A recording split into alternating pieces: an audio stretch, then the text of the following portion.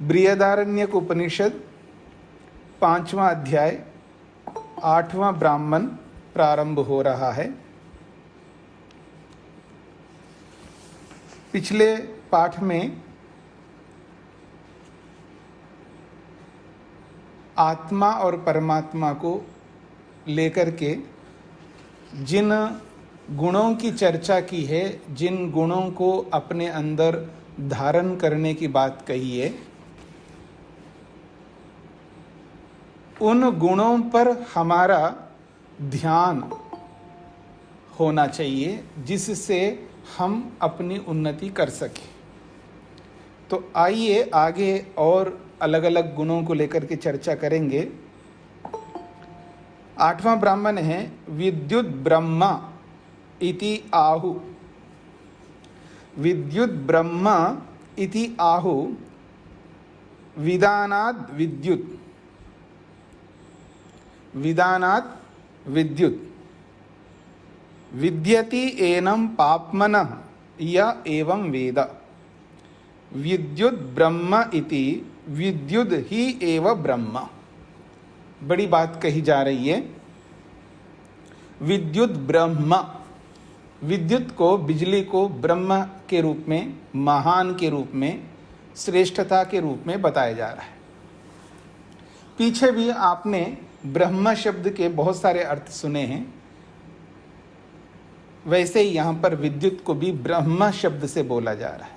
ये जो बिजली है उसको भी विद्युत कहते हैं हम लोग, और परमात्मा को भी विद्युत कहते हैं। परमात्मा का अपना नाम भी विद्युत है। क्यों विद्युत को विद्युत कहते हैं, एक कारण बताएं यहाँ पर। विदानाद विद्युत, विद्युत ब्रह्म इति आहु। विद्वान ऋषि, महर्षि, महापुरुष विद्युत को ब्रह्म आहु कहते हैं। क्यों कहते हैं विदानाद विद्युत? क्योंकि वो विदान करता है। विदान का मतलब है विनाश करता है, किसी को छोड़ता नहीं। उसके चुंगल में कोई भी फंसे ना तो उसको कभी नहीं छोड़ता। उसके गिरफ्त में आ जाए ना विद्युत के, फिर देखना क्या हालत होती है। अभी 2-4 दिन पहले की बात है, 2 दिन पहले की बात है, बरसात नहीं हो रही है, बरसात नहीं हो रही है, और बादल आ रहे हैं लेकिन बरसात नहीं हो रही है। तो फिर जैसे बरसात प्रारंभ हो गई और बिजली गिरी, और बिजली गिरी है तो कितने लोग मरे। मतलब समाचार के अनुसार तो 100 लोगों की बात आई है, लेकिन पता नहीं कितने लोग मरे होंगे। अब उस बिजली के गिरफ्त में जो भी आएगा विदानात, उसका तो नाश होगा ही है। यानी उसके अंदर जो शक्ति है, पावर है, उसको ध्यान में रखना है कि विद्युत ब्रह्म है, ऐसा विद्वान कहते हैं। क्यों विदानात विद्युत? क्योंकि वो नाश करने वाला है। तो परमात्मा को भी विद्युत कहते हैं। जब परमात्मा को विद्युत कहते हैं तो परमात्मा किसका विनाश करेगा? पाप का विनाश करेगा, पापी का विनाश करेगा। पाप का विनाश करेगा, नहीं मानेगा तो पापी का भी विनाश करेगा। अब पापी का विनाश क्या होता है? विनाश किसको कहते हैं? विनाश कहते हैं तहस नहस कर देना, किसी को भस्म कर देना, इसी को तो विनाश कहेंगे आप। अब देखिएगा, आत्मा का तो विनाश होता नहीं है। फिर आत्मा का विनाश क्या होना? नैनम छिंदन्ति शस्त्राणि नैनम दहति पावकः।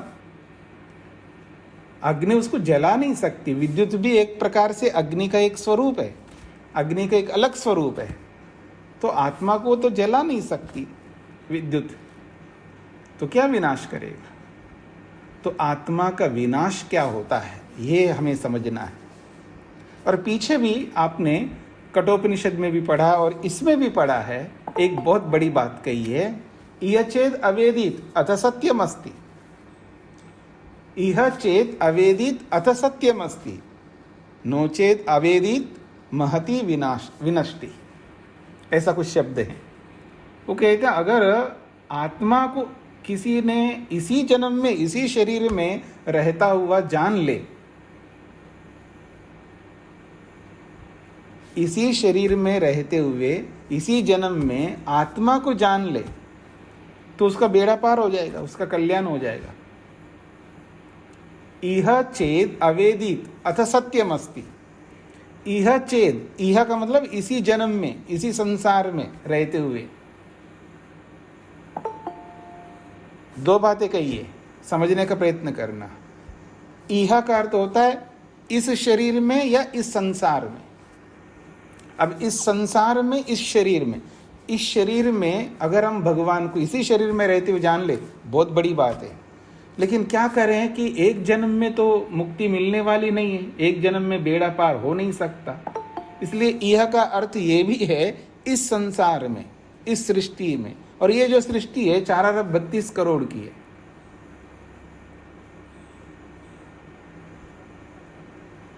कितनी सृष्टियां लगाएंगे हम लोग भगवान को पाने के लिए? एक सृष्टि को बिता दिया, दूसरी सृष्टि को बिता दे, यानी कितनी सृष्टियों को बिताएंगे? जी इस बार नहीं, अगली बार देखते हैं। नहीं, अब वानप्रस्थ तो नहीं, मुश्किल लगता है, अगले जन्म में देखते हैं। वानप्रस्थ लेना अगले जन्म में, सन्यासी बनना अगले जन्म में, मुक्ति में जाना अगले जन्म में। तो ये अगला कब आएगा? एक ओर से तो आदमी बोलता है कि अगले जन्म को किसने देखा, और एक और कहता है अगले जन्म में देखते हैं। अच्छा, अगले जन्म में देख लो जी, आप भी अगले जन्म में देख लेना, इस बार नहीं, ठीक है। तो इस बार नहीं है तो अगली बार भी नहीं। इस बात को क्यों नहीं समझते हम? इस बार नहीं है तो अगली बार भी नहीं है, क्योंकि जो संस्कार इस बार बोएंगे तो वही संस्कार आगे बढ़ाएंगे ना आप। इस बात पर भी ध्यान दीजिएगा। संस्कारों का बहुत महत्व है, याद रखना। आदमी को संस्कार ऐसे नचाते हैं जैसे एक मदारी बंदर को नचाता है। अब आजकल मदारी का खेल नहीं होता है, लेकिन आप में से जो अधिक उम्र वाले वो अच्छी तरह से जानते हैं। पता नहीं रूप जी ने देखा नहीं देखा मदारी का खेल, देखा होगा तो अच्छी बात है, नहीं देखा हो तो कहीं वीडियो आदि में यूट्यूब में देख लेना। मदारी का खेल बहुत ज़बरदस्त होता है। मतलब एक चेतन व्यक्ति को नचाता है। बंदर भी चेतन है और उसको नचाने वाला मदारी भी चेतन है। इसलिए मैं प्राय कहा करता हूँ, पति जो है पत्नी को नचाता रहता है, जो भी नचाता है, और पत्नी भी कोई कम नहीं। आजकल समानता का अधिकार में चल रहे हैं हम लोग, तो पत्नी भी पति को नचाती है, जो भी नचाती है। गुरु जो है ना, विद्यार्थी को नचा रहा है, और कोई विद्यार्थी ऐसा होता है वो गुरु को नचा रहा है। मतलब दुनिया में हर कोई हर किसी को नचा रहा है। बहुत सरल है। लेकिन हम चेतन हो करके एक चेतन को नचा रहे हैं, कोई बहुत बड़ी बात नहीं है। अब बुरा मत मानना, मान भी लो तो क्या होगा, कुत्ता जो होता है ना, उसको रोटी दिखाओ, उसको खाना दिखाओ तो पीछे पीछे पूंछ हिलाता हुआ आता रहेगा। और आदमी जो है उसको सुख दिखाइए ना, आदमी को, वो भी पीछे पीछे आता रहेगा। उसको नौकरी दिखाइए, उसको बड़ा अच्छा पैकेज दिखाइए, उसको कुछ भी दिखाए, सुख दिखाना है उसको बढ़िया, तो वो कुछ भी करा सकते, उसको पीछे पीछे ला सकते। यही तो नचाना है। मतलब आदमी यानी चेतन, एक चेतन को कुछ भी हिला सकता है, पर हम जड़ को क्यों नहीं हिला पा रहे? जड़ के सामने जो नॉन लिविंग थिंग है, जड़ वस्तु के सामने हम घुटने क्यों टेक रहे हैं? मन को नचाने में क्या दिक्कत आ रही है हमको? बुद्धि को नचाने में क्या दिक्कत आ रही है? इंद्रियों को नचाने में क्या दिक्कत आ रही है? जब आप चेतन को नचा सकते हो तो जड़ वस्तु को नचाने में क्या दिक्कत है? जड़ तो, चेतन तो बुद्धिमान होता है, उसको ऐसा लगता है मैं पत्नी को नचा रहा हूं, लेकिन उसको ये समझ में नहीं आ रहा है वो नाचती हुई आपको नचा रही है, ये वो नाचता हुआ आपको नचा रहा है। ऐसा कुछ हो सकता है किसी के साथ भी? ऐसा लगता है हमको कि हम इसको पागल या इसको बुद्धू बना लिया। ये नहीं पता लगा वो खुद हमें बुद्धू बना रहा है। आदमी तो आदमी होता है, सबके पास दिमाग होता है, पर हम एक चेतन होकर के चेतन को अपने गिरफ्त में रखने की चेष्टा करते हैं, तो एक जड़ वस्तु को अपने गिरफ्त में क्यों नहीं रखना चाहते हैं? तो ये उपनिषद हो, ये अध्यात्म हो, ये ही सिखाता है कि अध्यात्म का मतलब है जो जड़ वस्तु है उसको अपने गिरफ्त में रखो। कैसे? अपने मन को, अपनी बुद्धि को, अपने इंद्रियों को, अपने शरीर को अपने काबू में कैसे रखा जाता है, यही तो सीख ये उपनिषद दे रही है, यही हमको समझना है। तो कहा जा रहा है कि ये जो विद्युत है ये ब्रह्म है, ऐसा विद्वान ऋषि लोग कहते हैं। क्यों? विदानात्, ये एकदम नाश करता है। तो मैंने आपके सामने कहा इहा का मतलब है इसी जन्म में हो सकता है और इसी सृष्टि के अंदर जल्दी से जल्दी हमको भगवान को पाना है। तो अथ सत्यम अस्ति, तब तो सत्य है, यथार्थ है, जो करना था उसके लिए हम आगे हैं। नोचेत महती विनष्टि, अगर नहीं किया तो महान विनाश होगा। वो क्या है वो विनाश? वही बात यहां पर कही है, विदानात् विद्युत, ये विनाश करता है। क्या नाश करता है? सुख का नाश करता है। और क्या करेगा ये? मतलब विद्युत जो भी हमारा विनाश करेगी तो किसका विनाश करेगी? सुख का विनाश करेगी। और क्या कर सकती है? सुख को दूर कर देगी, दुख ही दुख देने लगेगी। यही तो विनाश है हमारा। आत्मा का विनाश का मतलब है दुख देना या सुख को हटा देना, यही आत्मा का नाश है। आत्मा भूखी है, नंगी है, प्यासी है, जिसको आप बोलते हैं ना दीनहीन गरीब है, ये आत्मा। इसको चाहिए सुख, और उसी सुख को ये दूर करती है। क्यों? क्योंकि पाप करने लगते हैं इसलिए। जैसे बिजली चोरी करते हैं ना, अब विदेश में तो कभी सुना नहीं है कोई, मतलब आम जनता कहीं बिजली की चोरी करती हो, मैंने ऐसा सुना नहीं है, लेकिन यहाँ बहुत सुनाई देता है। मतलब वहाँ समस्या ही नहीं बिजली की, यहाँ समस्या ही समस्या है, बिजली चोरी। आदमी जब पाप करने लगता है किसी भी रीति से, किसी भी प्रकार से, ईश्वर का संविधान एक अलग है, उसकी दृष्टि से पाप अलग है। देश का संविधान है और देश की दृष्टि से पाप अलग है। या जिस राज्य में, जिस स्टेट में हम रहते हैं उसका संविधान अलग है, थोड़ा सा उसका, उस दृष्टि से पाप अलग है। फिर जिस जिले में या जिस नगर में जो रहते हैं हम, वहाँ का थोड़ा सा अलग संविधान होता है, उस दृष्टि से पाप अलग है। और जिस सोसाइटी में हम रहते हैं उसका भी थोड़ा सा अलग संविधान बनाए रहता है। सब लोग अपने अपने सोसाइटीज़ के संविधान बना के रखते हैं, उसके भी लीडर्स होते हैं, उसके लिए भी इलेक्शन होते हैं आजकल। सबके अपने अपने संविधान हैं। और फिर घर का अपना अलग संविधान होता है। अब जो भी संविधान का विरुद्ध चलेगा वही तो पाप है। और ऐसा जो कोई भी पाप करेगा उसको तो दुख मिलेगा, दंड मिलेगा। यही आत्मा का नाश है और कुछ नहीं है। तो यही बात कही जा रही है, विदानाद विद्युत, ये नाश करने वाली होती है जो भी पाप करेगा। विद्यति एनम पापमनः यह एवं वेदा, बहुत बड़ी बात कही है। यह एवं वेदा, जो कोई इस विद्युत को विद्युत के रूप में जान लेता है, इसका महत्व को, इसकी उपयोगिता को जान लेता है, इसका मिसयूज नहीं करता है, इसका सदुपयोग करता है, तो कहते हैं विद्यति एनम पापमनः, इस व्यक्ति के पाप को वो विद्युत समाप्त कर देगी फिर, क्योंकि उसने विद्युत को जान लिया। तो कह रहे हैं विद्यति एनम पापमनः, एनम इस आत्मा के पाप को, विद्यति वो नष्ट कर देता है। यह एवं वेद, जो ऐसा जान लेता है। क्यों? विद्युत ब्रह्म इति, क्योंकि विद्युत ब्रह्म है, महान है, वो कुछ भी कर सकती है। विद्युत ही एवं ब्रह्म, इसलिए आप समझ लिया करो कि विद्युत ही ब्रह्म है, या ब्रह्म ही विद्युत है। इसको अलग करके मत देखना। ब्रह्म कहो विद्युत कहो एक ही बात है। उसके अंदर वो शक्ति, वो सामर्थ्य है कि वो पाप करने वाले को सुख से वंचित कर देता है या कर देती है, अथवा जो पुण्य करने वाला है उसके दुख को नाश कर देती है। ये बात इस विद्युत की माध्यम से कही गई है। अगली बात है,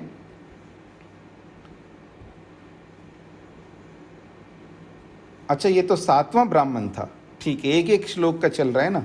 अभी हमने जो किया ये 7वां ब्राह्मण है। अब 8वां ब्राह्मण है, वाणी को लेकर के बोला जा रहा है। वाचम धेनुम उपासीत तस्य चत्वारः स्तनाः स्वाहाकारः वषट्कारः हन्तकारः स्वाहाकारस्तस्याः द्वौ स्तनौ देवा उपजीवन्ति स्वाहाकारं च वषट्कारं च हन्तकारं मनुष्याः स्वदाकारं पितरः तस्याः प्राणः ऋषभः मनः वत्सः।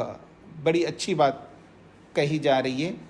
वाणी के लिए एक उपमा दी जा रही है। वाचम धेनुम उपासीत, वाचम वाणी को, धेनुम गौ गाय मान करके, वाणी को गाय मान करके उसकी उपासना करो, उसका सेवन करो, उसका सदुपयोग करो, वाणी का दुरुपयोग मत करो। वाणी की उपासना का अर्थ यही है ना। उपासना शब्द के अनगिनत अर्थ हैं। देखिए कहा जा रहा है ना, वाचम धेनुम उपासीत, वाणी को धेनु मान करके उसकी उपासना करो। अब इस उपासना का अभिप्राय न समझने के कारण से जनता के अंदर गलत प्रवृत्तियां प्रारंभ हो गई, अंध परंपरा चल पड़ी। सूर्य की उपासना करो जब बोला गया तो आदमी को यह समझ में नहीं आया कि उपासना कैसे करनी चाहिए।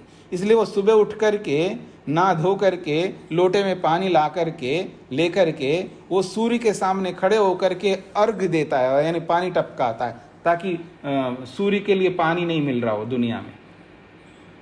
इतना लंबा चौड़ा समुद्र है, कितना पानी पी लेता है सूर्य, उसको पानी का टोटा है कहीं? पानी की कमी है क्या? पानी पानी है सूर्य के लिए, उसको क्या जरूरत है पानी चढ़ाने का?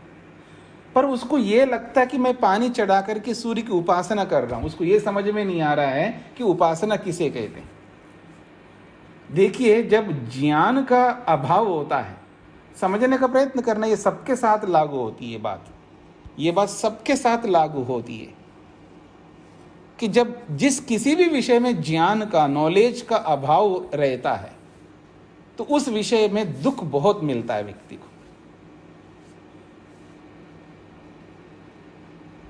जैसे उदाहरण के लिए आपको बोला गया है कि आप ऑनलाइन से बुक कर लो जी, अपनी अपनी पुस्तकें मंगवा लो। अब जिसको ऑनलाइन से बुक नहीं करना आता वो परेशान होता है, व्यक्ति परेशान हो रहा है व्यक्ति। और वो परेशानी क्या है? वो दुखी हो रहा है व्यक्ति, कष्ट हो रहा है उसको। कभी उनसे पूछता, कभी इनसे पूछता, कभी मतलब आप देखिएगा उसको चिंता हो रही होती, पुस्तक नहीं मिले तो क्या होगा, कब मिलेगी, वो ये परेशान होता रहता है व्यक्ति। और सीखता नहीं है। सीखने का बहुत अवसर है, सीखने में उम्र एज जो है कोई आड़े नहीं आती है। सीख तो कभी भी कोई भी सीख सकता है, सीखने की इच्छा होनी चाहिए। अब वो इच्छा उत्पन्न नहीं करता व्यक्ति, सीखता नहीं है और परेशान होता रहता है।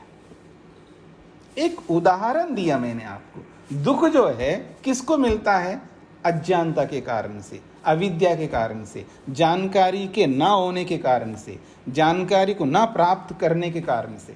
मैं ये नहीं कहना चाह रहा हूं कि मेरे को हर विषय में जानकारी है, किसी को नहीं होती है। और जिस विषय में जानकारी नहीं होती है उस विषय में दुख हमें भी मिलता है। ऐसा नहीं कि दुख हमें नहीं मिलता है, ये स्वाभाविकता है। जिस विषय में व्यक्ति को जानकारी नहीं होती है और उस विषय की जानकारी उसको होनी चाहिए, इस बात को समझना। ऐसा नहीं कहना चाह रहा हूं हर विषय की जानकारी होनी चाहिए, ये नहीं कहना चाह रहा हूं। और जिस विषय के बारे में मेरे को जानकारी नहीं है तो वो इंजीनियरिंग विद्या, वो स्पेस साइंस की विद्या, वो वनस्पति विज्ञान, वो प्राणी विज्ञान, सब विज्ञान मेरे को नहीं आते इसका मतलब है कि मैं बहुत दुखी हूं, ऐसा नहीं कहना चाह रहा हूं। जो हमें जानना आवश्यक है, जो हमारे आगे बढ़ने में हमारी उन्नति के लिए जो अत्यावश्यक है, जो आपको बोला जा रहा है या मेरे को बोला जा रहा है, ये जानो, फिर भी मैं नहीं जानता हूं और उसके ना जानने के कारण से मेरे को कष्ट हो रहा है, दुख हो रहा है, उस विषय की बात कर रहा हूं मैं। तो जिस विषय में हमको जानकारी होनी चाहिए, जब नहीं होती है तो दुख ही दुख है। क्योंकि अज्ञानता जो है, हमेशा अज्ञान जो है दुख देता है। अविद्या हमेशा दुख देगी, विद्या हमेशा सुख देगी। ये यथार्थ है, ये हम सबको समझना है। मैं क्या कह रहा था कि जब व्यक्ति को जिस विषय में जानकारी नहीं होती, उस विषय में उसको दुख मिलता है। और यहाँ पर भी वही बात है कि जब सूर्य की उपासना करो, इसका अर्थ ये नहीं कि उसको हाथ जोड़ो या उसके लिए पानी डालो, उसके लिए जो ये उसकी उपासना नहीं है। जैसे वाणी की उपासना करने की बात कही जा रही है, वाणी की क्या उपासना करोगे जी आप? अपनी वाणी की उपासना कैसे करोगे? हाथ जोड़ करके कोई माला या कोई तिलक लगाओगे वाणी पर, जीभ पर? कैसे उपासना करोगे? पत्नी से थोड़ा प्रेम से बात करो, यही तो वाणी की उपासना है। पति के साथ प्रेम से बात करो, यही तो वाणी की उपासना है। आपके जो भी काम करने वाले नौकर चाकर है, उनके साथ थोड़ा जल्दी रखना, देखो क्या एक्सप्रेशंस होते व्यक्ति के। उसको बोला है रखने के लिए, रखा नहीं उसने। आदमी की आवाज देखिएगा और उसके अंदर उग्रता देखिएगा, वो गुस्सा देखिएगा उस व्यक्ति के अंदर। क्या कर रहा है? ये वाणी की उपासना कर रहा है या वाणी की निंदा कर रहा है, वाणी की अवहेलना कर रहा है? क्या कर रहा है व्यक्ति? तो वाणी की उपासना का अभिप्राय यही है, वाणी का सदुपयोग करो। जिस किसी के साथ जब वाणी का प्रयोग करते हैं तो वैसी वाणी का प्रयोग करो जो ऐसा लगे कि आपकी वाणी से मधु टपक रही हो। वाचा वदामि मधुमत, वेद कहता है। यह है वाणी की उपासना करने का मतलब। और उसको क्या मानो? धेनु, उसको गाय मान लो। गाय तो बहुत महत्वपूर्ण होती है, याद रखना। इसलिए कहा वाचम धेनुम उपासीता। वाणी को धेनु, यानी धेनु कहते हैं गाय, गाय मान करके उसकी उपासना करो। तस्याह चत्वारः स्तना, उसके 4 स्तन होते हैं और एक एक का नाम रखा है। स्वाहाकारः, वषट्कारः, हंतकारः, स्वधाकारः। ये वाणी के 4 स्तन हैं। जैसे गाय के 4 स्तन होते हैं, ऐसे इस वाणी के 4 स्तन है, अर्थात 4 प्रकार है। एक स्वाहाकार है, एक वषट्कार है, एक हंतकार है और एक स्वधाकार है। ये 4 उसके स्तन हैं वाणी के। और स्वाहा तो आप जानते हैं, स्वाहा के बहुत सारे अर्थ हैं। यज्ञ के प्रसंग में, यज्ञ की व्याख्या में, यज्ञ मंत्रों की व्याख्या में स्वाहा शब्द को लेकर के मैंने बहुत सारे अर्थ आपके सामने रखे थे। उसको याद करो। समझ में नहीं आ रहा तो उस एपिसोड को निकालो यूट्यूब में से, फिर सुनो स्वाहा शब्द के क्या अर्थ होते हैं। बहुत महत्वपूर्ण अर्थ होते हैं और उन अर्थों को यथार्थ करने वाली यदि कोई है तो वाणी है, उस स्वाहाकार को। और वषट्कार भी ऐसा ही है, ये भी यज्ञ में प्रयोग में आता है। स्वाहा हो या वषट हो, ये यज्ञ में प्रयोग होते हैं। केवल यज्ञ में ही प्रयोग होता है ऐसा नहीं है। इसलिए स्वाहा शब्द का अर्थ अलग अलग किया निरुक्तकार ने, महर्षि स्वामी दयानंद ने और ऋषियों ने। तो वो अलग अलग स्थानों पर जब वाणी का जब हम प्रयोग करते हैं, सु आहा, जैसे एक उदाहरण दे, मैं सब बोलूंगा नहीं। सु इति सत्यम, आहा इति कहता है, मैं सत्य कहता हूं। ये स्वाहा शब्द का एक अर्थ है, मैं सत्य कहता हूं। तो आप जब पत्नी के साथ, पति के साथ, बेटों के साथ, नौकर चाकर के साथ, किसी के साथ जब बोलो तो सत्य बोलो ना। असत्य क्यों बोलते हो? डांटना सत्य नहीं होता है ना, धमकाना सत्य नहीं होता है, खिल्ली उड़ाना सत्य नहीं होता है, टांग खींचना वाणी के माध्यम से किसी को चिढ़ाना ये सत्य नहीं होता है ना। सु आहा, मैं सत्य कहता हूँ। सत्य कहो ना वाणी से, असत्य क्यों कहते हो? ये वाणी की उपासना है। तो स्वाहाकार वषट्कार। कुछ ऐसी आहुतियाँ भी होती है कि वहाँ पर जैसे खड़े होकर के भी आहुति दिया जाता है, उसको वषट्कार कहते हैं। वषट, स्वाहा ना बोल के वषट बोल के फिर आहुति दी जाती है। फिर स्वधाकार जो है, वषट को ही स्वधा कहते हैं दूसरे शब्दों में, कोई विशेष अंतर नहीं है, इसे शास्त्रकारों ने कहा है। और एक है हंतकार, ये थोड़ा आपको समझना है। तो कहा जा रहा है यहाँ पर कि वाणी को धेनु मानकर कि उसकी उपासना करो। उसके 4 स्तन होते हैं और एक एक स्तन का नाम रखा है स्वाहाकार, वषट्कार, हंतकार और स्वधाकार। फिर कह रहे हैं तस्याह, उस वाणी के 2 स्तनों देवा उपजीवंती, उस वाणी के 2 स्तनों का सहारा लेते हैं। कौन? देवा। तो कहते हैं तस्याह, उस वाणी के 2 स्तनों को लेकर के देवाह, जो देव लोग होते हैं, वो उपजीवंती, उसका सहारा लेकर के अपना जीवन यापन करते हैं। वो कौन है वो 2 स्तन? कहते हैं स्वाहाकारम च वषट्कारम च। वो इन दोनों को अपना सहारा बनाते हैं, स्वाहाकार को और वषट्कार को। कितनी बड़ी बात कही है कि देव जो है इन दोनों को लेकर के इतना ही उनको चाहिए। हाँ, जैसे जब कोई दूध निकालता है ना व्यक्ति, जो गो सेवक, गो पालक जो भी होता है, दूध निकालता है, सारा निचोड़ता है व्यक्ति, कोई और कोई एक स्तन छोड़ देता है बछड़े के लिए, बछड़ी के लिए। कोई ज़्यादा हो तो 2 स्तन छोड़ देता है, और जिसको समझ नहीं वो 4 स्तन एक ही समय निकालता है, एक समय छोड़ देता है। उसको ये पता नहीं वो छोटी सी बछड़ी या बछड़ा है, वो इतना दूध नहीं पी सकता है, दस्त लग जाएंगे उसको। या तो अति कर देता है या बहुत न्यून कर देता है व्यक्ति, समझ ना होने के कारण से। अतिवादी भी बनना नहीं है भाई। दूध केवल बछड़े के लिए नहीं होता है, बछड़े के लिए भी होता है और मनुष्यों के लिए भी होता है, क्योंकि जो जितना दूध होता है वो पूरा एक बछड़ा नहीं पी सकता। ये तो आपको, हम सबको समझना चाहिए। कहने का अभिप्राय है कि देव जो है 4 स्तनों में से 2 स्तनों का उपजीवन करते हैं। वो कौन से हैं? तो स्वाहाकार और वषट्कार। और स्वाहा और वषट में कोई विशेष अंतर नहीं है। विशिष्ट परिस्थितियों में जैसे 2 प्रकार के कर्म करते हैं हम लोग, एक नित्य कर्म, एक नैमित्तिक कर्म।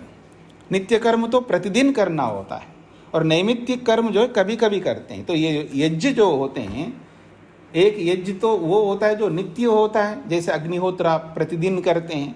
कुछ यज्ञ ऐसे होते हैं जो प्रतिदिन नहीं करते, जैसे पूर्णमासेष्टि कहते हैं, अमावास्येष्टि कहते हैं उसको। दर्शेष्टि और पूर्णमासेष्टि, ये 2 इष्टियाँ हैं, यज्ञ हैं, जो 15 दिन में एक बार, 15 दिन में एक बार किया जाता है। तो ऐसे अलग अलग चातुर्मासेष्टि, ऐसे अलग अलग यज्ञ हैं। कुछ यज्ञों में कुछ ऐसी आहुतियाँ हैं जो देवताओं को दी जाती है, उसको खड़े होकर के भी देते। एक तो बैठ करके देते हैं, एक खड़े होकर के देते हैं। तो जो दैनिक अग्निहोत्र में खड़े होकर के देने की कोई ऐसी आहुति नहीं है, लेकिन जो अलग अलग यज्ञ होते हैं कुछ स्थानों पर वषट कह करके वो आहुति देते हैं, वो खड़े होकर के देते हैं।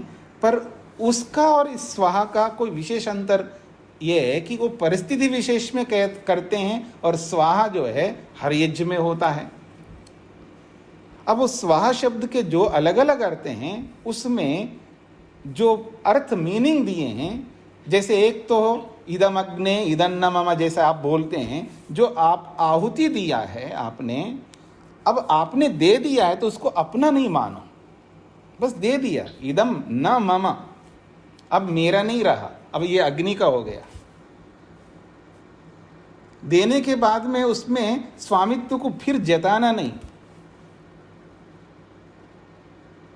तो त्याग की भावना की जाए। तो देव क्या करते? त्यागते रहते हैं। देवों में जितना त्याग होता है उतना और किसी में नहीं होता है। तो देवत्व को अपनाया उन्होंने, इसलिए वो त्याग बहुत करते हैं और सत्य का ही सहारा लेते हैं। ऐसे बहुत सारे अर्थ हैं ये स्वाहा के, उन सारे अर्थों को लेकर के ये अपना जीवन यापन करते हैं। हंतकार मनुष्याः, और ये जो मनुष्य है ये हंतकार को अपनाते हैं।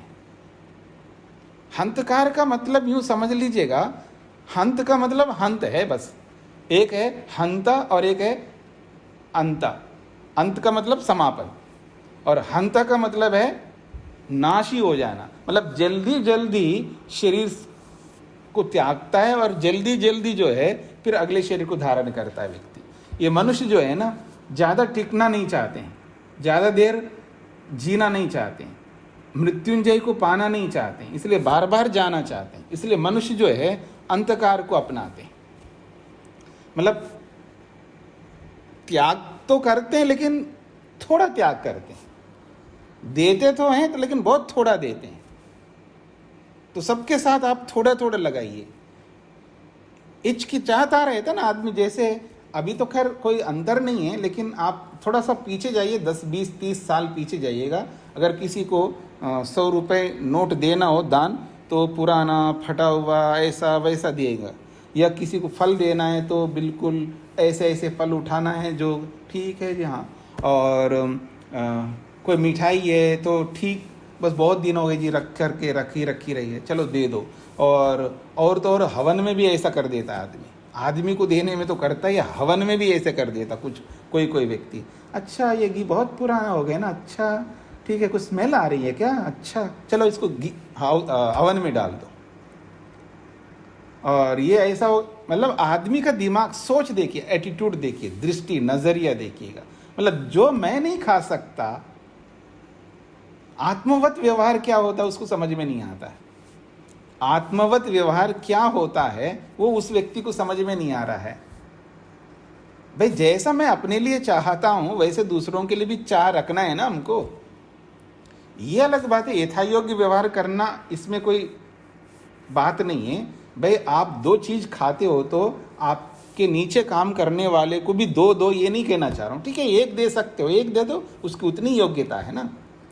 आप 10 ड्रेस पहन सकते तो उसको 1 ड्रेस दोगे, 2 ड्रेस दोगे, अधिक से अधिक, ये तो ठीक है। लेकिन ये नहीं है कि जिसका प्रयोग आप नहीं कर सकते, जिसको आप खा नहीं सकते, वो उसको कैसे दे सकते दूसरे को। जैसे भोजन है, रात्रि का भोजन है, मान लीजिए अगर आप नहीं खा सकते तो गाय को दे दो ना, क्योंकि गाय के लिए वो हानिकारक नहीं है। आपको बता दूं, जो गाय रखते हैं ना, हम लोग भी गायों की सेवा किए, कुछ ऐसा उसमें थोड़ा जिसको आप कहते हैं ना, जैसे आप लोग कुछ चीज़ें आजकल जो साउथ इंडियन भोजन बनाना होता है ना, इडली डोसा ऐसा बनाते हैं, तो या जिलेबी आप बनाते हैं तो पहले उसको भिगो के रखते हैं ना, 1 दिन भिगो के रखते हैं ताकि उसमें खमीर उठ जाए। ठीक है, समझ रहे ना, खमीर उठ जाता है ना उसके अंदर, तो इसलिए रखते हैं ताकि वो थोड़ा उसमें खमीर आ जाए। फर्मेंटेशन जिसको आप कहते हैं, फर्मेंटेशन के लिए रखते हैं आप लोग उसको। तो ऐसे गायों को जो खिलाया जाता है उसको फर्मेंटेशन भी करा के भी खिलाते हैं, उसके लिए लाभकारी है। ठीक है, आप नहीं खा पा रहे हैं, खाना रात का बचा हुआ है तो गाय को दे दो, वो गाय के लिए हानिकारक नहीं है, लेकिन मनुष्य के लिए तो हानिकारक है, क्योंकि आप जिसको नहीं खा सकते तो दूसरे को कैसे दे सकते हैं। ये सोच हमें रखना है सबको। तो हंतकार मनुष्य, ये जो मनुष्य जो होता है त्याग तो करता है लेकिन बहुत कम करता है, और फिर करता भी है तो ऐसी चीजें त्याग करता है जो उचित नहीं है। जैसे वो कठोपनिषद में आपने पढ़ा है ना कि वो नचिकेता का जो पिता है ना, ऐसे बूढ़ी लूली लंगड़ी गाय ऐसे दे रहा है। अरे दे रहा है तो बढ़िया दो ना, जब देना ही है तो अच्छा दो। तो आइए फिर कहा स्वधाकारम पितरा, और पितर लोग जो है स्वधाकार को अपनाते। तो वषट को और स्वधा में कोई विशेष अंतर नहीं है, बस थोड़ा सा अंतर ये है कि देव जो है भौतिकता के साथ साथ आध्यात्मिकता प्रधान वाले होते हैं। भौतिकता भी रहती है उनके अंदर और आध्यात्मिकता भी रहती है, अर्थात भौतिक ज्ञान विज्ञान भी उनके पास होता है और आध्यात्मिक ज्ञान विज्ञान, दोनों प्रकार का ज्ञान देवों के पास होता है। लेकिन पितर ऐसे होते हैं उनके पास आध्यात्मिकता नगण्य होता है, किसी किसी के पास थोड़ा बहुत होता है, प्राय नहीं होता, केवल भौतिक विद्या ही रखते हैं। तो ऐसे लोग पितर होते हैं, इसलिए वो स्वधाकार होते हैं। एक प्रकार का ज्ञान में अधिक रहते हैं, और आदमी को चाहिए दोनों प्रकार के ज्ञान विज्ञान को अपने अंदर रखना चाहिए। भौतिकता भी चाहिए और आध्यात्मिकता चाहिए, भौतिक ज्ञान विज्ञान भी चाहिए और आध्यात्मिक ज्ञान विज्ञान भी चाहिए। इसलिए स्वधाकारम पितरा, तो एक स्तन जो है स्वधाकार है और उसको लेकर के पितर लोग जो है वो अपना जीवन यापन करते हैं, और देव दोनों स्तनों का प्रयोग करते हैं। अब दोनों को आप इस रूप में भी देख सकते हैं, भौतिक ज्ञान विज्ञान और आध्यात्मिक ज्ञान विज्ञान, इस रूप में भी आप देखेंगे तो भी आपको अच्छा लगेगा। तस्याः प्राणः ऋषभः मनः वत्सः, तस्याः उस जो वाणी है उस वाणी के लिए बोला जा रहा है, वाणी का जो प्राण है, प्राण जो है वाणी के लिए ऋषभ के समान काम करता। ऋषभ कहते बैल को, बैल जो है शक्ति का प्रतीक है। बैलगाड़ी बोलते हैं ना आप लोग, वो बैलगाड़ी इसलिए है क्योंकि भार को ढोने में वो बहुत माहिर होता है। मतलब बैल जो है वो भार ढोता रहता है, तो यानी शक्ति का प्रतीक है। तो ये जो प्राण जो है वो वाणी के लिए शक्ति प्रदान करता है। जब तक प्राण ठीक रहेगा तब तक वाणी ठीक चलेगा, और प्राणी डगमगाने लग जाए तो वाणी भी निकलेगी नहीं। इसलिए कहा प्राण ऋषभः, प्राण जो है वाणी के लिए ऋषभ के समान काम करता है, यानी बैल बन करके शक्ति प्रदान करता है। और मनः वत्सः, मन जो है वत्सा बछड़े के समान काम करता है, और बछड़ा जो है बहुत प्रिय होता है गाय के लिए। तो वाणी तो गाय हो गई और मन जो है उसका बछड़ा हो गया एक प्रकार से। वत्स का मतलब बछड़ा, बछड़ा या बछड़ी, क्योंकि वाणी जो है मन के साथ ही जुड़ी रहती है ना, बिना मन के वाणी कुछ कर नहीं सकती है। ऐसे गाय जो है ना अपने बछड़ा या बछड़ी के साथ जुड़ी रहती है, वो दूर भी रहती हो ना तो भी उसका, जैसे एक माँ होती है ना, छोटा सा बच्चा है और उसको लिटा दिया है, अभी वो दूध पी करके वो सो रहा होता है, उसको लिटा दिया। अब किचन में माँ काम कर रही है, लेकिन काम करती है लेकिन उसका मन काम में भी रहता और बच्चे में भी रहता है। आधा मन बच्चे में, आधा मन काम में। वो जाग भी रहा है, वो रो नहीं रहा है, उसको दूध पिला दिया, जाग रहा है, वो खेल रहा है। छोटा मोटा चीज़ उसको खेलने की साधन दे देते हैं और वो उससे खेल रहा होता है, लेकिन फिर भी माँ का जो है मन उस पर रहता है। बच्चे में भी काम करती है, काम में भी रहता है, यानी मन को डिवाइड करती है। आप सब माताएं समझती इस बात को। तो कहने का अभिप्राय ये है कि जैसे एक माँ एक बच्चे के साथ जुड़ी रहती है, ठीक इसी प्रकार गाय भी बछड़े के साथ जुड़ी रहती है। तो एक प्रकार से जो मन है उसको बछड़ा बना दिया ताकि वो मन के साथ हमेशा जुड़ी रहे। तो ये एक उपमा के रूप में, कहानी के रूप में समझाने का प्रयास किया है। मुख्य बात है वाणी की उपासना हम सबको करनी चाहिए। वाणी को इतना छोटा मोटा मत समझ लीजिएगा, मतलब वाणी के अंदर इतना सामर्थ्य है। ये वाणी चाहे तो व्यक्ति को मुक्ति तक पहुंचा देगी और वो चाहेगी तो नरक में पहुंचा देगी। अब हमारे ऊपर निर्भर करता है। पीछे वाणी को लेकर के आपने विस्तार से सुना भी था। आगे बढ़ते हैं। अयम अग्नि वैश्वानरः, ये 9वां ब्राह्मण प्रारंभ हो रहा है। अयम अग्नि वैश्वानरः, यह अयम अंतः पुरुषे ये न इदम अन्नम पच्यते यदिदम अद्यते तस्य एषा घोषः भवति यम एतत् कर्णौ अभिधाय शृणोति सः यत् उत्क्रमिष्यन् भवति न एनम घोषम शृणोति। बड़ी अच्छी बात कही जा रही है। इसी प्रकार की बात जो है आपने पीछे भी पढ़ा है। अयम अग्नि वैश्वानरः, ये जो अग्नि है वो वैश्वानर है। अयम का मतलब यह का मतलब है शरीर के अंदर रहने वाली अग्नि। शरीर में जो अग्नि रहती है जिसको आप जठराग्नि कहते हैं, उसकी चर्चा हो रही है। तो अयम अग्नि वैश्वानर, ये जो अग्नि है जठराग्नि, ये वैश्वानर, विश्वानाम नरानाम नायक इति वैश्वानर, समस्त प्राणियों का वो नेता है। समस्त प्राणियों को आगे ले जाने वाली है वो अग्नि। बिना जठराग्नि की कोई भी प्राणी आगे नहीं बढ़ सकती। परमात्मा को भी वैश्वानर कहते हैं। पीछे भी आपने पढ़ा है। परमात्मा को वैश्वानर इसलिए कहते हैं, समस्त प्राणियों का वो नेता है, सभी प्राणियों को, विशेषकर समस्त मनुष्यों को आगे बढ़ाने वाला होता है और नायक होता है। नायक किसका होता है? वैसे तो पशुओं में भी नायक होते हैं, पर उनका नायक तो बस उसी रूप में भोगने के लिए। हमारे को तो कर्म करने हैं ना, हमें भोगने के साथ साथ कर्म भी करना है। तो हमारे को कर्म जो करना है वो अच्छे कर्म करने के लिए कोई ना कोई नायक होना चाहिए, जो हमको अच्छे कर्मों में लगाने वाला होना चाहिए। इसलिए एक बात मैं कहा करता हूँ कि हम कितने ही बड़े आदमी बन जाए, लेकिन हमारे ऊपर कोई ना कोई होना चाहिए, चाहे वो पिता हो, माँ हो, या भाई हो, या मित्र हो, जो जिसको हम ज़्यादा आदर देते हो। कोई हमारे से अधिक आदरणीय व्यक्ति हमारे ऊपर होना चाहिए, जो हमको वाच करे, वो हमको देखे, जो हमारी गलतियों को सुधारे और हमें सही रास्ते पे ले चले।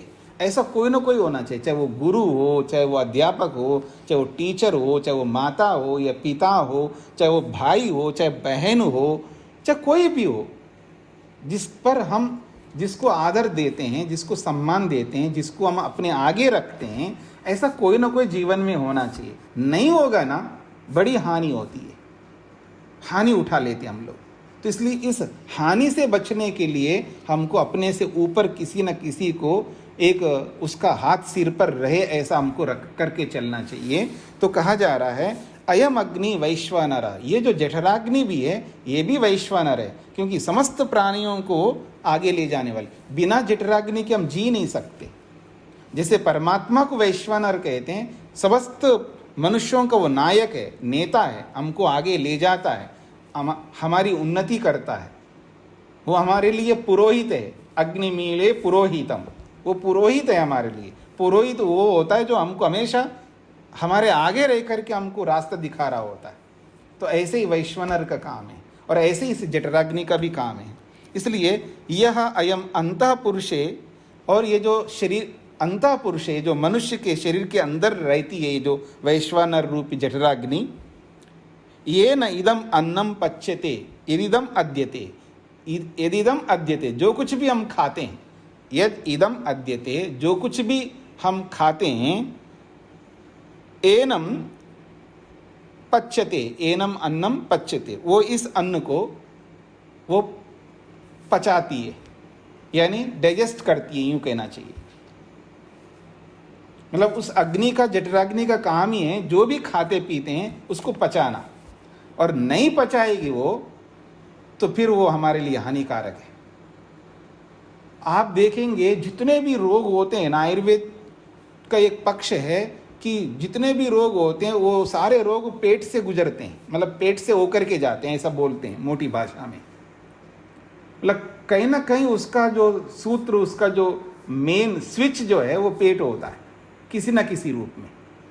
तो जो आहार हम लेते हैं, चाहे वो लिक्विड फॉर्म में हो, ठोस फॉर्म में हो, जिस भी रूप में हम लेते हैं अन्न को, उसको ठीक से पचाना भी हमारा कर्तव्य है। यानी अपनी जठराग्नि को ठीक रखना भी हमारा कर्तव्य है। शरीर पर ध्यान देने का मतलब एक ये भी है, अपनी जठराग्नि को अपनी काबू में रखना, उसको वैसा ही बनाए रखना जैसे कि हम जो भी हम पेट के अंदर डालें उसको ढंग से पचा सके, उसको उसी रूप में बनाए रखना भी हमारा कर्तव्य है। कोई डिवाइस खरीद करके ले आओ, उसको रफ यूज़ नहीं कर सकते ना, ढंग से यूज़ करो ना। डिवाइस ले आया और उसको ऐसे ही रफ यूज़ करोगे तो जल्दी समाप्त हो जाएगा, नष्ट हो जाएगा, खराब हो जाएगा, यूजलेस हो जाएगा। तो उस डिवाइस को जैसे हम बहुत कोई जैसे गाड़ी लेता है ना,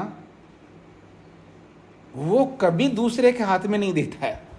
उसका जो स्टीयरिंग है ना, वो कोई ऐसा होता है दूसरे के हाथ में देता ही नहीं। वो नहीं जी, मैं आपको कहीं जाना है, वो अपने काम छोड़ करके भी ले जाएगा वो, क्योंकि हमारे साथ संबंध है उसका। लेकिन गाड़ी नहीं देगा आपको, भले आप मित्र हो, भले भाई हो, भले पिता भी क्यों ना हो, आप नहीं देगा। ऐसा कोई होता है, मतलब वो उसको बहुत संभाल के रखता है। इसका अभिप्राय मतलब वो कोई द्वेष नहीं है आपके प्रति कि भाई आपको नहीं देना गाड़ी।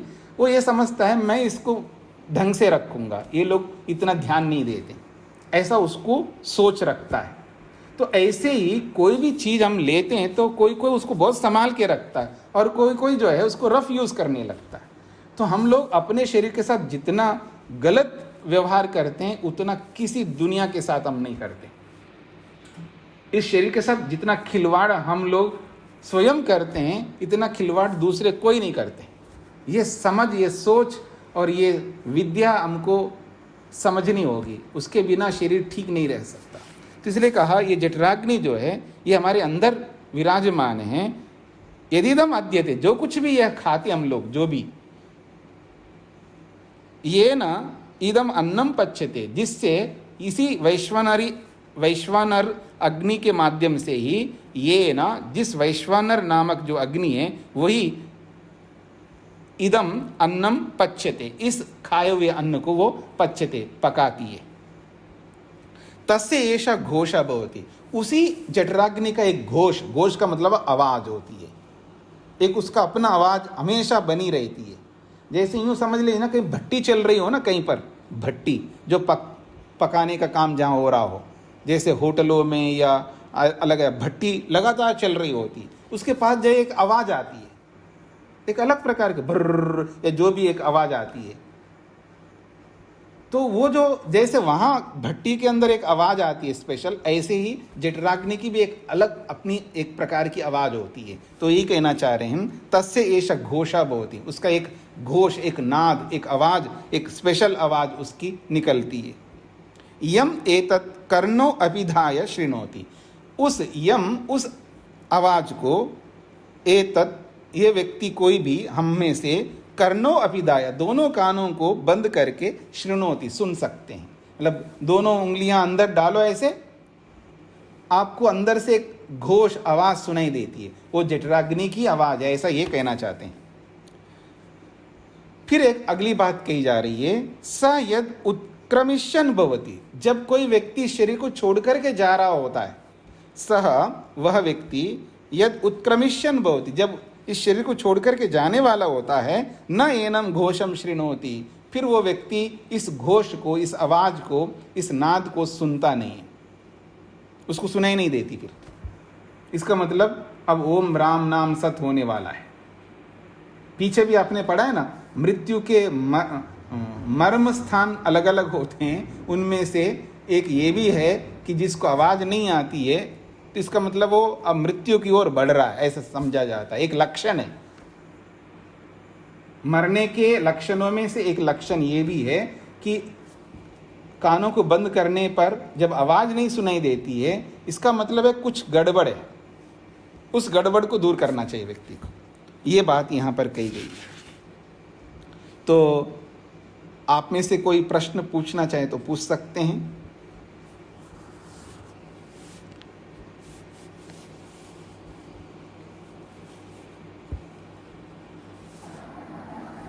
स्वामी जी, ये जो आपने अभी बताया कि दोनों कानों में उंगली डालकर वो आवाज सुन लेते हैं जी, इससे पता चलता है कि उस मनुष्य को मृत्यु आ रही है, तो इसका कुछ काल होता है? ऐसा कुछ नहीं होता है। कभी कभी किसी सामान्य रोगों के, कान के रोगों के कारण से भी नहीं सुनाई दे रहा है तो वो मृत्यु को प्राप्त होता है, ऐसा नहीं। कानों में कोई खराबी नहीं, कोई रोग नहीं है, हाँ? और सामान्य रूप से ठीक चल रहा है तो उसको तो आवाज आएगी। कानों में कोई प्रॉब्लम नहीं है।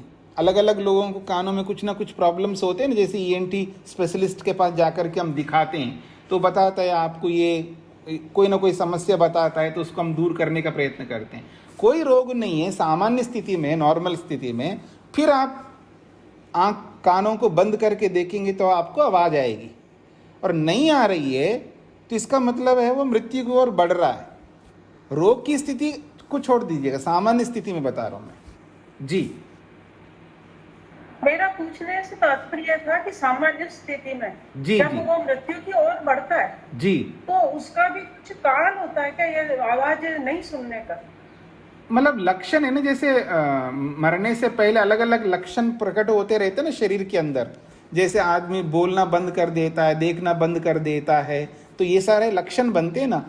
वो बोल रहा है लेकिन बोली निकल नहीं रही, वो देख रहा है लेकिन दिखाई नहीं दे रहा है, वो ऐसा लग रहा है वो सुन तो रहा है ऐसा लग रहा है लेकिन सुनाई नहीं दे रहा है उसको, तो सुनना बंद हो रहा होता है, दिखना बंद हो रहा होता है। तो ये सारे लक्षण हैं। उन्हीं लक्षणों में एक ये भी लक्षण है कि कान बंद करके आप सुनो, आवाज़ नहीं सुनाई दे रही है आपको, तो समझ लेना कि ये मृत्यु की ओर आगे बढ़ रहा है। बस ये बात कही जा रही है जी। नमस्ते स्वामी जी। हाँ जी, नमस्ते जी। स्वामी जी, दो प्रश्न है मेरे। आज ब्राह्मण आज की खंडिका एक में पहला प्रश्न तो ये है कि स्वतः का अर्थ हम क्या लेवे, जो माता पिता या मनुष्य है उसकी आवश्यकता की चीज वस्तु या ऐसा वातावरण उपस्थित करना है, स्वतः का अर्थ ये ले सकते हैं? श्रद्धा, देखिए श्रद्धा शब्द का मीनिंग तो यही है। स्वधा, अच्छा अच्छा, स्वधा कह रहे हैं आप। हाँ जी, स्वधा का मतलब होता है, वैसे स्वधा के अलग पृथ्वी को भी स्वधा कहते हैं, लेकिन यहाँ स्वधाकार का मतलब ये है जो स्वाहा जो है ना, स्वाहा, वो स्वाहा के जो अर्थ है वही अर्थ इस स्वधा के भी हैं। लेकिन यहाँ पितरों के साथ में स्वधा को इसलिए जोड़ा है, पितर के अलग अलग स्वरूप होते हैं। जैसे मैंने बोला कि एक भौतिक विज्ञान है, केवल भौतिक विज्ञान को प्रमुखता दिया जाता है, आध्यात्मिक विद्या को प्रमुखता नहीं दिया जा रहा है। वो भी विद्वान है, वो भी स्कॉलर है, बहुत अच्छा व्यक्ति है, और जिनके उपकार के कारण से आज हम कितने उपकृत हो रहे हैं। लेकिन वो एक पक्ष है, तो एक पक्ष वाले जो पितर है वो अलग है। और दूसरे माता पिता को भी पितर कहते हैं, माता पिता को भी पितर कहते हैं। जो हमसे बड़े बुजुर्ग है, हमसे बहुत अधिक ज्ञान में श्रेष्ठ है, उनको भी पितर कहते हैं। तो अलग अलग अर्थों में पितर शब्द के भी अलग अलग अर्थ होते हैं। तो आप यहाँ पर माता पिता को लेंगे तो भी ले सकते हैं, माता पिता को भी ले सकते हैं यहाँ पर स्वधा शब्द से जी। तो दूसरा प्रश्न ये है, मैं संगति दिखा रहा हूँ कि मनुष्य जो पितर है वो एक स्तन का दूध पान करता है, जो वाणी के 4 स्तन बताए जी, और देव वो 2 स्तन का पान करने के लिए का। तो देव और मनुष्य में संगति दिखा में ये दिखा रहा हूँ कि जो देव होते हैं वो आध्यात्मिक विद्या और भौतिक विद्या, 2 विद्या जानते हैं, उसके 2 स्तनों का पान करते हैं। और मनुष्य जो पितर है वो केवल भौतिक विद्या जान रहे हैं, इसलिए वो एक स्तन का पान कर रहे हैं पानी का। तो ये संगति दिख रहा है? हाँ, ऐसा भी लगा सकते हैं जी। ये सब अपने अपने तर्क है ना। तो अगर तर्क में कोई गलती नहीं है तो ऐसा तर्क ले सकते, कोई दिक्कत नहीं जी। हाँ हाँ जी, जी योगेश जी हो गया आपका? हाँ, धन्यवाद जी। हाँ, कहने का तात्पर्य यही था कि जो आध्यात्मिक विद्या और भौतिक विद्या जो 2 प्रकार की विद्या जानते हैं, तो वाणी का उपयोग 2 रूप से करेंगे। एक तो जो सामाजिक चर्चा या सामान्य संवाद होगा उसमें भौतिक चर्चा की बात करेगा, और जहाँ ईश्वर और आत्मा की बात आएगा वहाँ आध्यात्मिक विद्या की चर्चा करेगा। लेकिन जो मनुष्य जो ये भीतर है वो केवल भौतिक विद्या का जानता है, तो सांसारिक बातों तक ही सीमित रहेगा। हाँ, इसमें थोड़ा सा आपको ये भी समझना है कि जब देव और पितर को एक साथ रखेंगे तब ये अर्थ होगा, लेकिन केवल पितरों को ध्यान में रख करके देखेंगे तो ये अर्थ नहीं होगा, वहाँ व्यापक अर्थ होगा। मैं दोनों को ध्यान में रख कर संगति दिखा रहा हूं। ठीक है, ठीक है, ठीक है जी। हाँ, धन्यवाद, पूरा होगा। हाँ, शेखर जी। जी प्रणाम स्वामी जी। प्रणाम जी। आप कल कह रहे थे स्वामी जी कि मुक्ति में आत्मा का ज्ञान बढ़ता रहता है जी। और मुक्ति में कोई सूक्ष्म शरीर तो होता नहीं, तो उसका माध्यम क्या होता है स्वामी जी? जैसे हमारे भीतर अंतरात्मा में परमात्मा की प्रेरणा आती है, ऐसा समझें? और आप उधर से कहते हैं कि आत्मा में कुछ अंदर बाहर भी नहीं हो सकता, उसमें कुछ तो ज्ञान की वृद्धि किस हिसाब से होती है स्वामी जी जब मतलब आपका प्रश्न बहुत अच्छा है। आप ये कहना चाहते जैसे शरीर रहता है तो शरीर के साथ में मन जुड़ा हुआ है, तो जो भी हम जानकारी प्राप्त करते हैं तो सब मन में रहता है, ठीक है, मन में रहता है, मन में स्टोर होता रहता है। आत्मा के अंदर तो प्रवेश कुछ नहीं हो सकता, आप सब समझ रहे हैं। लेकिन जब आत्मा का ज्ञान बढ़ रहा है, जब बोला जाता है, इसका मतलब है वो स्टोर हो रहा है उसके पास ज्ञान, नॉलेज। वो कहाँ पर होता है? आत्मा में तो होता नहीं, वो मन में होता है। तो शेखर जी का प्रश्न है, मुक्ति में तो ये भौतिक मन तो रहता नहीं है, फिर वहाँ आत्मा का ज्ञान बढ़ रहा है तो वो कहाँ बढ़ता है, वहाँ कहाँ स्टोर हो रहा है? तो ईश्वर में ही रहता है। वो ईश्वर साधन बनता है ना, उसको जो भी दिखाना चाहता है वहाँ उसको ले जाता है। ले जाने वाला वो भी है, दिखाने वाला भी वो भी है, वही है, सुख देने वाला भी वही है। तो उसका ज्ञान भी बढ़ रहा होता है तो वो ईश्वर में ही रहेगा, ईश्वर में स्टोर रहेगा। मतलब ईश्वर का ज्ञान ईश्वर में रहेगा, यूँ समझ लीजिएगा। बस वो उसका लिंक आत्मा के साथ जुड़ेगा, तो वही ज्ञान का बढ़ना है। वहाँ पर रहेगा तो ईश्वर में, क्योंकि उसके अंदर तो प्रवेश नहीं हो सकता और ईश्वर के पास अनंत ज्ञान है, तो उसके अंदर ही रहेगा। यानी ईश्वर साधन बनता है वहाँ पर, तो ईश्वर के साथ में रहेगा वो, ऐसे समझ सकते हैं जी। जी स्वामी जी, जैसे आई क्लाउड में कहते हैं। हाँ जी, हाँ, आई क्लाउड में रहता है। हाँ जी जी जी जी जी, हाँ धन्यवाद जी जी। स्वामी जी एक चीज पूछनी थी। हाँ जी। जब वापस जब आत्मा शरीर में आती है दोबारा प्रलय के बाद या पूरा करने के बाद, चक्कर पूरा करने के बाद, तो ये जो ज्ञान है, एडिशनल ज्ञान है, जो अतिरिक्त ज्ञान है, ये भी उसके साथ ही आएगा नए जन्म में? मुक्ति में जो प्राप्त की, मुक्ति में जो प्राप्त ज्ञान है, अतिरिक्त ज्ञान जो मुक्ति में उसको मिला है, वो नए शरीर में जब नया जन्म लेगा तो उसमें वो ज्ञान भी साथ आएगा? हाँ, तो ये समझना है। आप म्यूट करिए एक बार। हाँ, तो मुक्ति में जो भी ज्ञान बढ़ता है, वो कुछ भी करता है, वो सारा का सारा भोग के अंतर्गत आता है। और भोग लिया, हो गया, समाप्त। आप बोलते हैं ना, जैसे गुजराती में बोलते खलास, बस समाप्त हो गया। अब समाप्त हो गए ना, अब वापस नील होकर के आते हैं, कुछ साथ में नहीं आएगा। वहाँ का भोगा समाप्त, वापस आना, खाली आता है आत्मा। तो जब आता है लौट करके, तो उसके जो मुक्ति में जाने से पहले, निष्काम कर्म करने से पहले जो उसने कर्म किए थे, पाप और पुण्य रूपी कर्म, वो तो बने रहते हैं। उसके आधार पर उसको जन्म मिलता है। तो मुक्ति का जो भी अनुभव उसने किया, जो भी ज्ञान बढ़ाया, वो केवल भोगने के लिए, वो भोग करके समाप्त करता है, वापस कुछ नहीं आता वहां से जी। स्वामी, जैसे ये वेद अपना नित्य है, उसी प्रलय के बाद जैसे दोबारा वापस उसी तरह शेप में आ जाते हैं, तो उसी तरह से उपनिषद भी नित्य है क्या? उपनिषद विद्या नित्य। आप म्यूट करिएगा।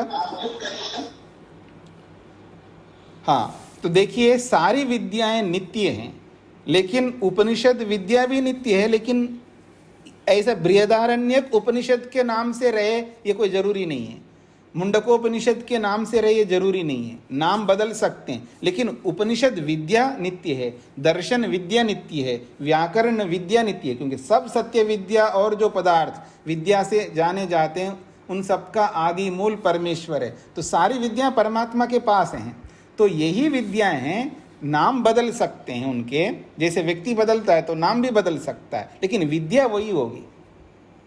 यही श्लोक रहेंगे ऐसा नहीं, श्लोक दूसरे रूप में होंगे, विषय वस्तु यही रहेंगे। क्योंकि जैसे व्याकरण का जो विषय वस्तु है वही रहेगा, लेकिन व्याकरण के सूत्र बदल जाएंगे, प्रक्रिया बदल जाएगी। ऐसे दर्शन के सूत्र बदल जाएंगे, लेकिन दर्शन की जो विद्या है वो वैसे की वैसे रहेगी। तो विद्या हमेशा नित्य है, उसका कलेवर जो है वो अनित्य है, तो वो बदल जाएंगे जी। तो इसको यहीं पर विराम देते हैं जी। स्वामी जी नमस्ते। जी नमस्ते जी।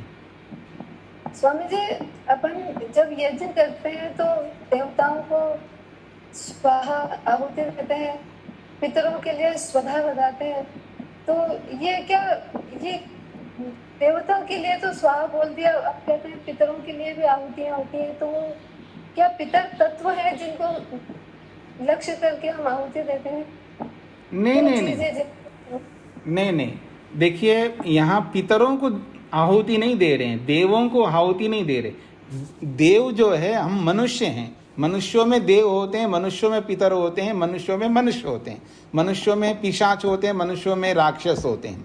तो ये मनुष्यों की संज्ञाएं हैं। लेकिन जब देव होकर के भी जो आहुति देता वो देवताओं को देते हैं, और देवता अलग अलग होते हैं, जैसे अग्नि देवता, वायु देवता, जो भौतिक देवता है ना, भौतिक वस्तुएं, उनके लिए भी देता है आहुति। और एक देवता ईश्वर है तो ईश्वर के लिए भी देता है। मनुष्यों के लिए कोई आहुति नहीं देगा यज्ञ के अंदर, कम से कम। जी। और पितरों के लिए? वो पितर भी तो मनुष्य है ना, पितरों के लिए कोई आहुति नहीं। पितर स्वयं आहुति दे रहे हैं, वो स्वधा के नाम से आहुति दे रहे हैं। जैसे मनुष्य रूपी जो देव है वो आहुति दे रहे हैं, ऐसे ही पितर रूपी जो मनुष्य हैं वो भी आहुति दे रहे हैं। जी, धन्यवाद स्वामी जी।